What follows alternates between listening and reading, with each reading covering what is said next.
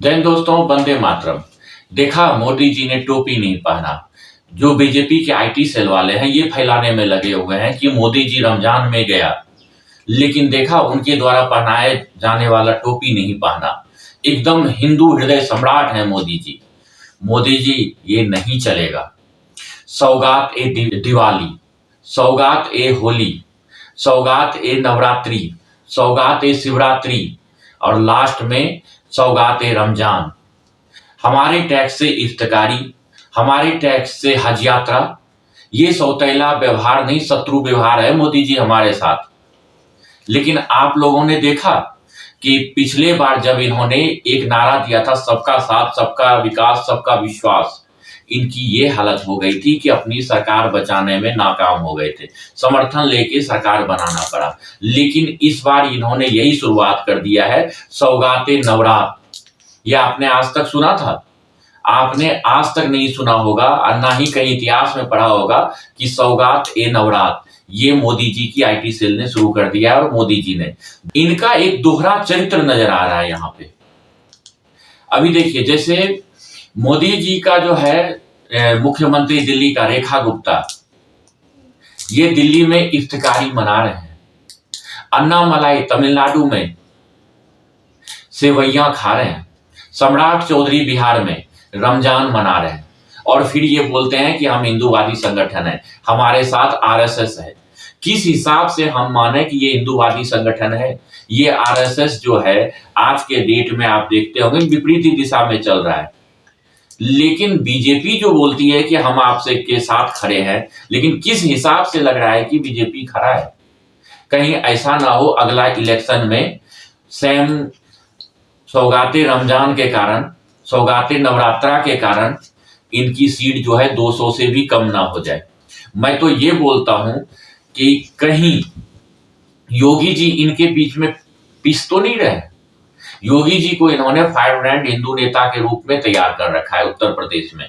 योगी जी का सेम जो बोलते हैं वो करते हैं। योगी जी मुख्यमंत्री बनने से पहले अपना क्लियर कर दिए थे कि अगर मैं अपने धर्म में विश्वास करता हूं तो वो मेरा धर्म है, दूसरे धर्म में नहीं करता हूं तो मैं नहीं करता हूं। टोपी मैं नहीं पहनूंगा तो नहीं पहनूंगा, पूजा करूंगा तो पूजा करूंगा, तिलक लगाना है मुझे तो मैं लगाऊंगा। और योगी जी जो है इसी पे अड़े हुए हैं। उनका नहीं आपने देखा होगा कि कोई रमजान मनाते हुए, ना टोपी पहनते हुए, ना ही किसी इफ्तिकार पार्टी में जाते हुए। लेकिन इन सब के बीच में एकदम से फायर ब्रांड नेता की तरह योगी जी काम कर रहे हैं उत्तर प्रदेश के अंदर। लेकिन कहीं ऐसा तो नहीं लग रहा कि भाजपा के बीच में ये पिसते जा रहे हैं? कहीं ऐसा तो नहीं कल्याण सिंह वाला हालत इनका हो जाएगा? क्योंकि भाजपा जो है रबड़ी खा रहा है रमजान में, इनके साथ शाम में सेवैयां खा रहे हैं इनके सारे मुख्यमंत्री। सभी तो एक हैं, लेकिन एक अकेला योगी जी जो है इनसे अलग हटके अपनी रवैया दिखा रहे हैं, अपना जज्बा दिखा रहे हैं। लेकिन बीजेपी का ऐसा कोई नेता नहीं है जो कि इफ्तिकार नहीं मना रहा है। मुख्यमंत्री से लेके अध्यक्ष तक, प्रधानमंत्री से लेके अध्यक्ष तक, सभी के सभी इफ्तिकार पार्टी मना रहे हैं, एक अकेला योगी जी को छोड़ के। इससे ये पता चलता है कि अगर हिंदुओं का कोई नेता है तो योगी आदित्यनाथ जी हैं। दूसरा हमारे सामने कोई भी नहीं है, क्योंकि सबका मोटो जो है देखा, सबका साथ, सबका विश्वास के चलते। अरे इनका ये हालत है कि चाहे आप कोई भी नारा दे दो, चाहे कितना भी इफ्तिकार पार्टी मना लो, आपको 0% ही वोट मिलना है।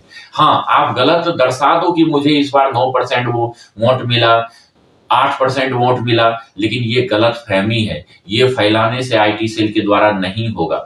आप एक ले लीजिए मुख्तार अब्बास नकवी का एग्जाम्पल।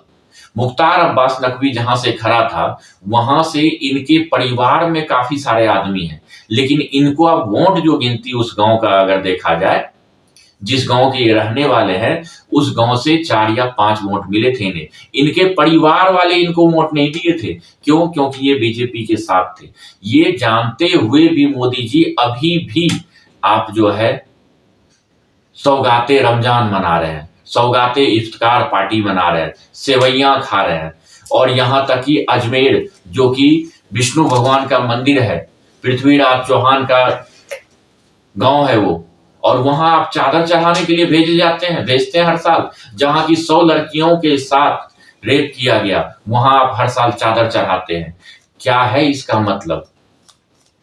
इसका मतलब तो यही है कि आपके सारे मुख्यमंत्री, आप प्रधानमंत्री, आपके अध्यक्ष, आपके रक्षा मंत्री, आपके सारे मंत्री इन सब से मिले हुए हैं। अकेला योगी जी को आपने छोड़ दिया है हाईलाइटेड में, क्योंकि ज्यादा करेगा तो पता नहीं इनके साथ क्या हो जाएगा।